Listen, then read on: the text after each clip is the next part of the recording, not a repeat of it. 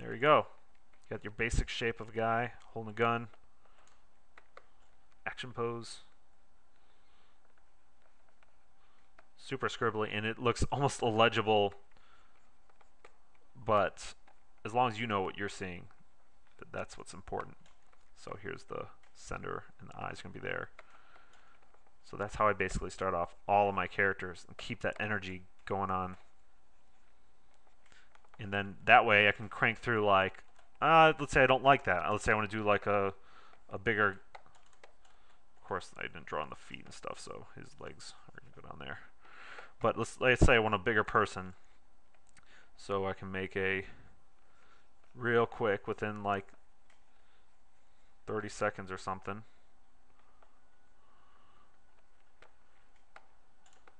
Figure out a bigger character.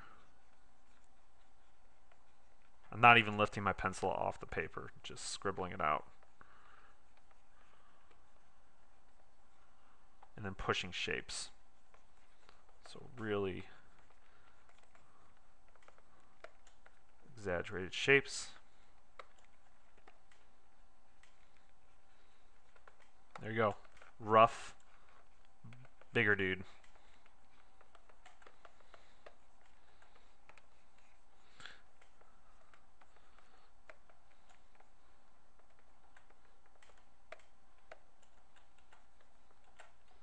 I don't like how his legs are, but whatever. Got the two tops. There you go. And then, of course, I would then pick one and then trace over it, put my final lines down on top of that. Well, after figuring out the details. So, you know what you can do too is add another layer and then go with, let's say, red. And I got the opacity down on the bottom one. So on red, I can draw in, let's say, like some kind of jacket or something. Go a little bit slower, not so crazy. I'm designing the character now, the actual clothing. And then once I go over that second layer, you can do up to like 30 layers if you wanted to really hone in on what you want. And you can. The good thing about it is if I don't like that jacket, just turn it off. Everything should be really modular, especially when you get into like the painting phase or accessory phase. You know, keeping things on different layers allows you to like go, I don't even like this hat anymore, or this jacket. I had a client recently ask me to remove a piece, and I just said, yeah, sure, 2 seconds, done, it's gone.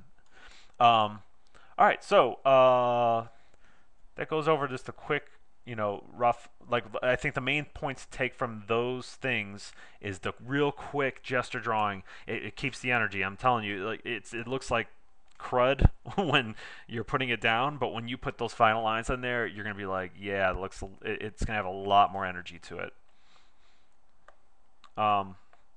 Okay, so next thing I wanted to go over was creatures. So for creatures, I'm trying to think of a when coming up with it, I approach it the same way, real rough, and I just kind of think of the shapes that I want for this creature. So by doing rough gesture drawing. So let's take a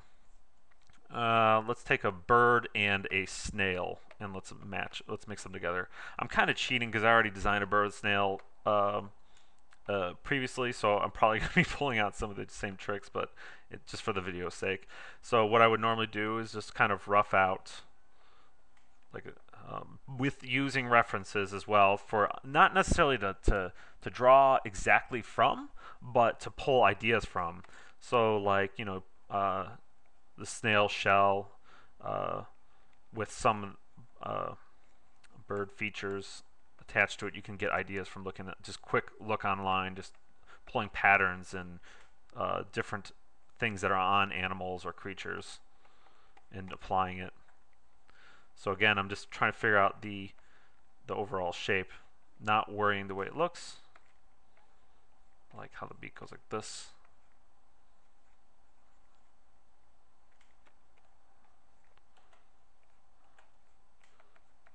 Pushing and pulling shapes.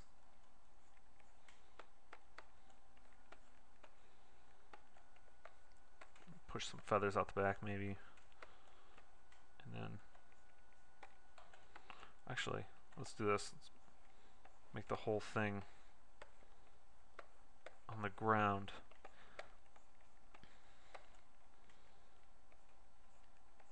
It's like a snail with a bird head. Move the thing down there.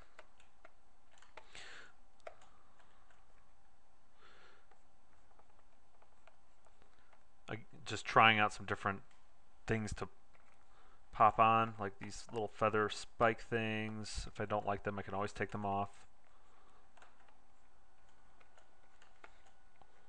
Little top antenna feather thing. I don't like these.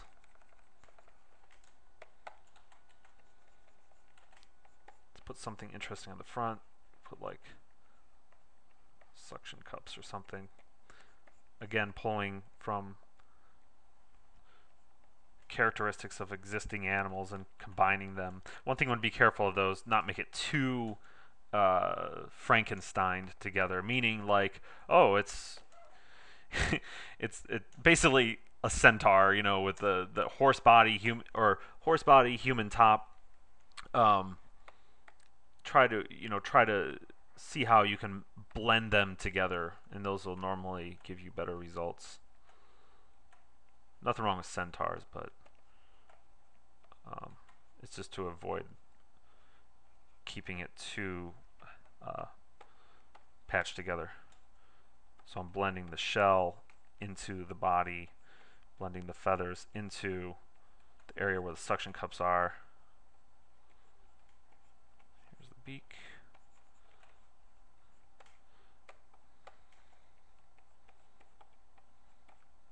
So yeah, there is roughly a snail bird thing. Maybe a color, dark color up there.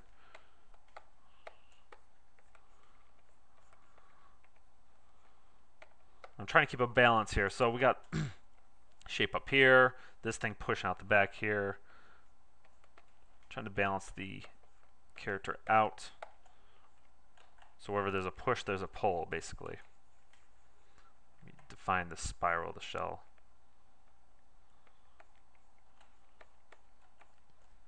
Cool. Alright. I like it. So now I can just either get my bristle board and lightboard it, or just lower the opacity here. I'm going to flip the image, check it. No, I don't like where the eye is. See right there. I don't like that. Move it forward, scale it up. Pretty happy with the overall shape though, for a quick drawing here. So now I'm going to grab my darker pencil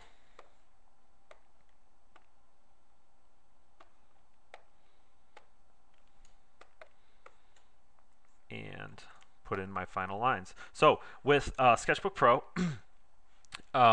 you can use the ellipse tool to do circles, and don't be afraid to use ellipses on paper. I know a lot of teachers say, you know, in college at least, they say, you know, throw all your ellipses, you know, practice them over and over. I understand that. I understand that you got to get used to drawing ellipses fast and getting things down. But when you're doing a final piece, you might want to pull that ellipse template out. It'll save you some major mess ups. That's why they were made. So, got an ellipse. Put this pupil on. You can wonk it out a little bit, make a little oval with certain things to help push the form. And I'm going to put in a little light gleam.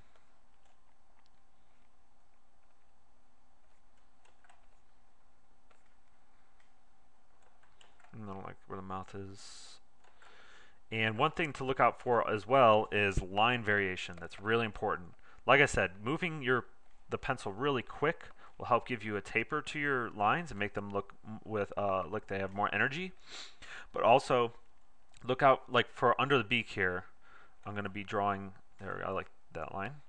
I'm going to darken it, I'm going to thicken it up a little bit to give it some, this pencil's acting weird.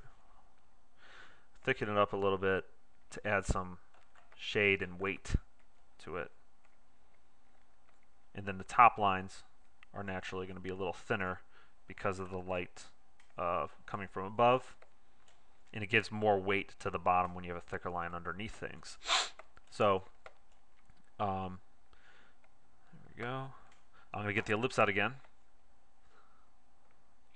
It's by hitting E on Sketchbook Pro. Just going to use that to get that nice curve there. Now I'm going to feather him out in the back.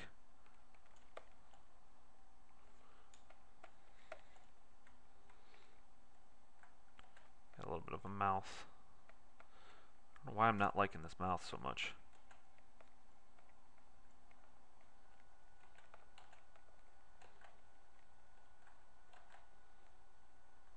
Well, fussing over it a lot. I should just go back to it later. See if I like it later. Continue. Here we go. This feather thing up here. Yeah, don't get stuck on stuff. Like, if you overwork something, it's going to be obvious, and it's going to look forced, or just like overworked parts, or if something is too detailed, people are going to put all their attention to it, and you don't want the bad parts to really stick out. So like if you're struggling with it, just go away from it for a little bit and then come back. See, I'm going really fast with the lines, cleaning them up, and then darkening under spots to give that line weight variation. See, now I'm going back to the beak.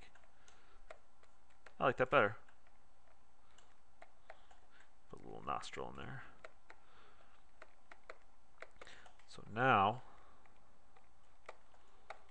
get that lips back out.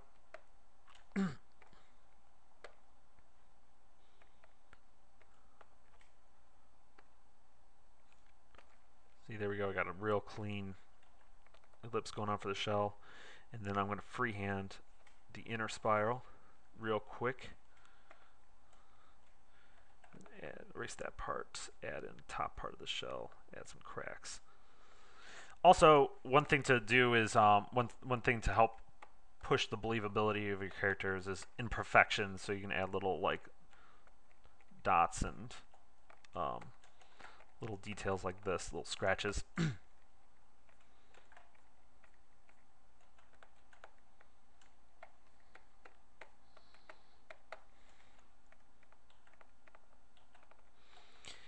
And adding little cracks like this to give it some believability.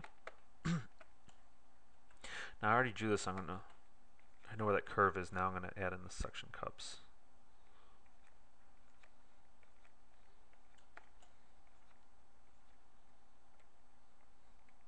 Here I'm doing freehand ellipses, which is, it's just a matter of doing what you feel comfortable. I mean, if you don't feel comfortable putting an ellipse down, then get the template out. But you know, it's up to you.